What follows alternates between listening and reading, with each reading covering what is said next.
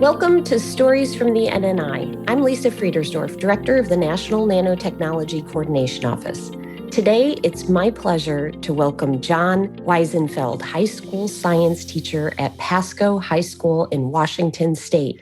John, thank you so much for joining us today. I'm so excited to talk to you. And I'm going to start by saying you reached out to us because you've been listening to our podcast. So it's my pleasure to turn the table and put you on the spot and chat with you today. Can you start us off with how did you get involved with teaching nanotechnology?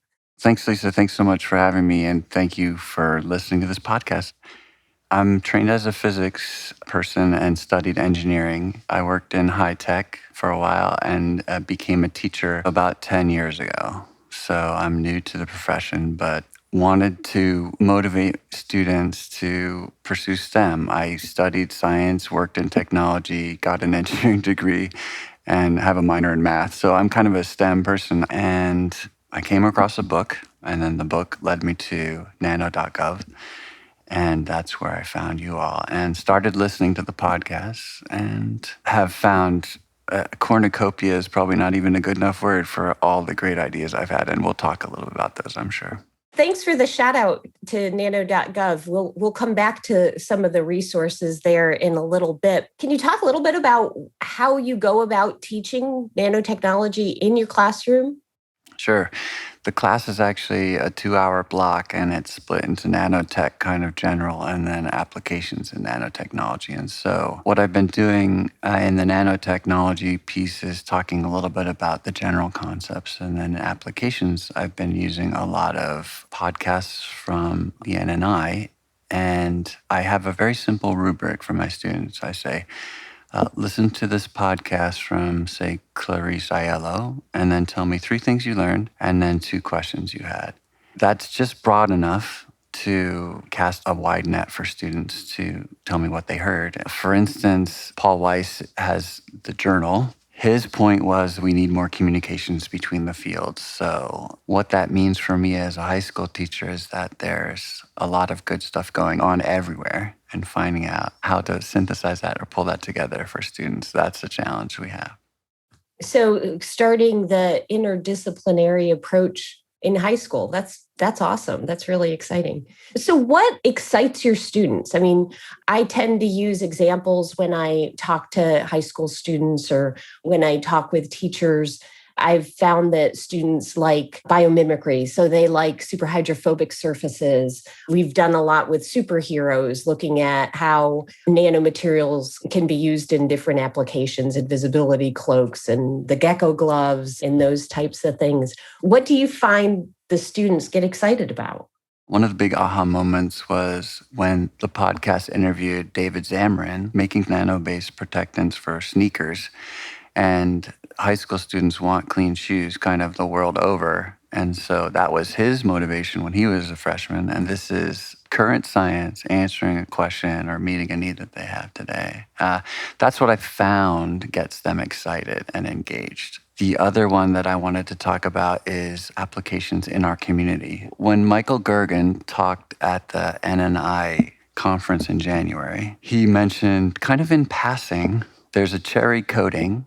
So cherries that grow on trees to keep them from splitting. And since I'm in Eastern Washington, and since we're not far from orchards that grow cherries and ship cherries, a light went off and I said, if that's something that's relatively new and current, then we need to find out about that. So that got me motivated to contact the Washington State Fruit Council, all the cherry growers on their list. And the one that replied, I actually toured just the other day, and they were kind enough to explain to me their process, that they take 23 pictures of every cherry looking for problems, that they look in IR. But I'm looking forward to more interactions. There was a current podcast that I listened to just the other day. She was saying that you need to focus sometimes, pick one thing and go after it. So I think we're going to stick with cherries for a while in my class. How do you select which examples you're going to focus on? Just by knowing your students and what they're interested in? I think that's key, knowing what they're interested in and what might resonate with them. I'm making a bet on cherries because they're so local. We're in a county with a lot of agriculture. There are probably some parents that even work in that industry, and then getting them thinking about, well, what was something you had or your family's experienced? And that takes us, of course, into COVID and just making the connection between mRNA delivery to our immune system that the COVID vaccine was is incredible. Another thing that interests students is your entrepreneurship channel on the podcast. If students aren't interested in maybe the science behind protecting sneakers, maybe they're interested in making money with something that a scientist has come up with. So we just listened to Jessica Winter this week, and she was mentioning that what we need is maybe not to distract the scientists, the researchers with the business side of things. You need somebody that's waiting in the wings and says, what do you got? And they say, okay, we've got this. And then a chemical engineer is somebody that scales the process up. And like, I can make 20 cookies in my kitchen, but 2,000 cookies in my kitchen, that's a chemical engineer's problem. So getting them thinking about, oh, there's another job there. Oh, there's another whole role there. And then I love it when someone like Lynn Lee says, an entrepreneur is somebody who knows their limits and knows who they need to hire that's going to complement what they can't do. So, what are the challenges and advantages to teaching these types of things to high school students? And especially if they have heard about nano and have some interest in a career in that direction? So, I like a quote by Pamela Bjorkman, which said that at some point you have to hang in there through the basics in order to get to something that you really like or enjoy. I think if you had to summarize high school over the past 100 years for most kids, I think that's probably it. I think there's some that really find a passion and find a calling and then pursue it and have no problem with it. But I think the challenges and the advantages are students aren't locked in any way to like what they think they might like. Remember, studies show the prefrontal cortex, that decision making, it's just forming. And so, in a sense, every day they wake up and it's a new day and yesterday's forgotten, which helps sometimes if teachers, want to start fresh. But we give them a chance to start fresh and we say, hey, so what about today? And I think maybe this has always been a question, like what is the role of high school or what is the value of high school? Maybe COVID has us asking this question again. But I think exposure to different things is key. So we're trying to turn out Renaissance men and women, right, that know a little bit about everything. They're not a master of anything, but that's not what high school is about, maybe. If I could send my students to Virginia Tech, they would get a complete fire hose of stuff. And then they'd start thinking, I've always really liked, or my experience making food production better or food packaging. It's like, what? Okay, let's do it. So the challenge is that we don't know enough about everything to teach them anything in depth, but that's also an advantage, right? Because then we can go into maybe more things or go across a broad sequence of things. What are some things that government or industry or universities, higher education could do to help high school teachers of nanoscience or who want to incorporate this in their classrooms?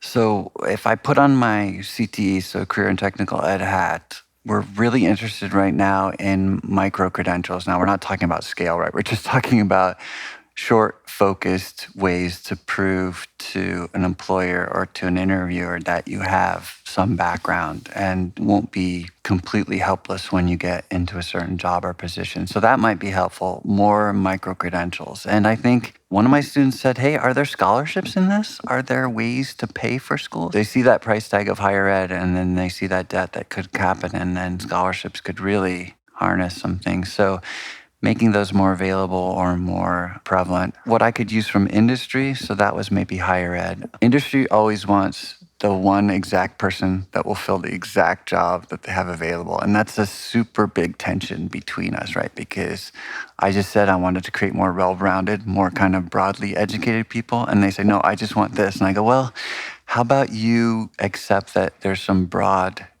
requirements and then plan on doing some on the job or whatever. I mean, that's a flexibility that probably isn't going to go away. And yet I do think that there are some students that just want to do underwater welding. I don't want to cast any aspersions on that, but that's a very specific training, very limited skill set. And yet you know where to go to school for that. You look up that on the internet and find that, and then boom, you're underwater welding within maybe 5-6 months. So the point is, if I want to do drug delivery for cancer, what is the program or what is the internship I need? Teachers, we need equipment. To get students excited, I would love to have a library of samples of nanotubes, of colloidal, nanoparticle gold, nanoparticle silver, stuff that's kind of camera ready or SEM ready that I could look at. So to keep students excited, I need some hands-on stuff. To keep them motivated, I need pathways that they can discover. What are some ways that you think high school students could actually help, could actually be more a part of some of the ongoing activities?